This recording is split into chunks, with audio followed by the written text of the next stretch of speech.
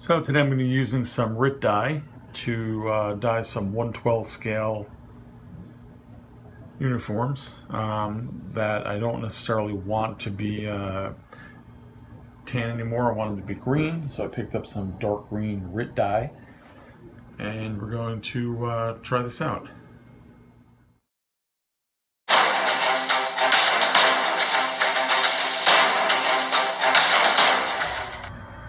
So the first step here is to get a small pot, fill it about halfway with water, and we're going to let that water boil, and then we're going to add our dye.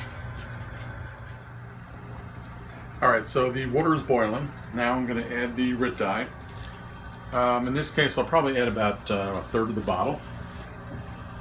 So I'm just going to pour, let's open first.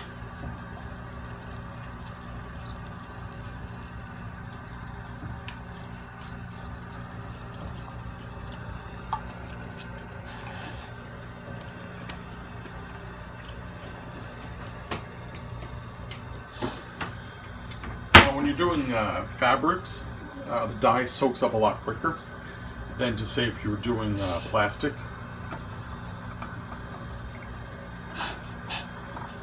So we're going to take these, just drop them in.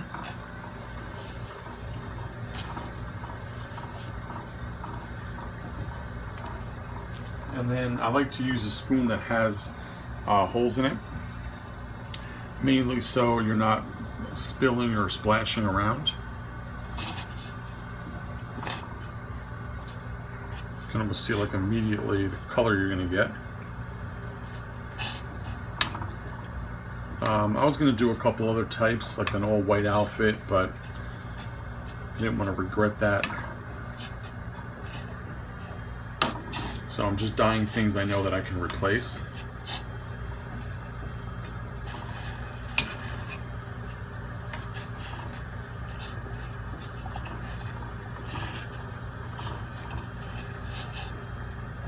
And I'm just going to leave it in there a short amount of time, just a minute or so. Because the longer you let it in, the longer it's going to soak up that color, and the darker it's going to become. So I'm kind of good there, actually. So as you can see, that's live time. It was only, I don't know, maybe 30 seconds or so in there.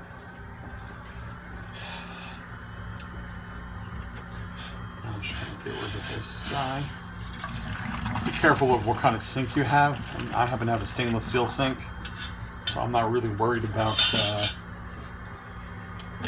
getting any dye on it. But if you do have a white porcelain sink, you do have to be careful of this.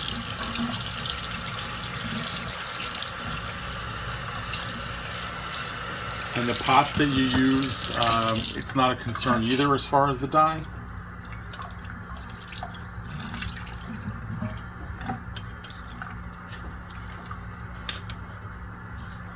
Just going to run a little bit of water over them now.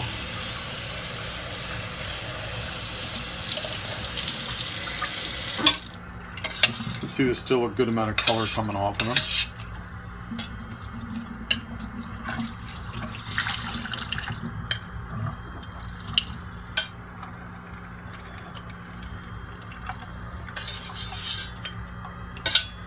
Now I'm just going to let them dry and be back to show you how they look then. And here's a look at the final product.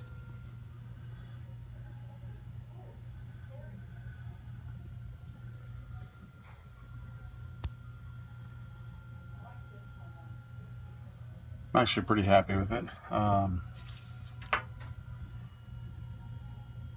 That's actually a better look at the color.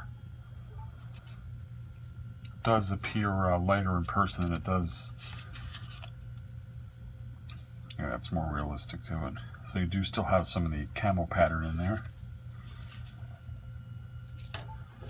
Now, of course, the stitching does not take dye.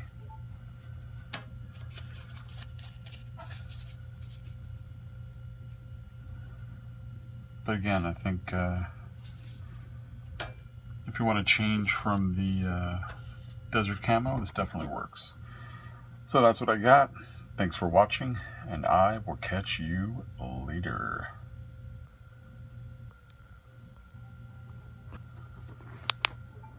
Keep watching for the next video. Come back soon. Bye. Bye.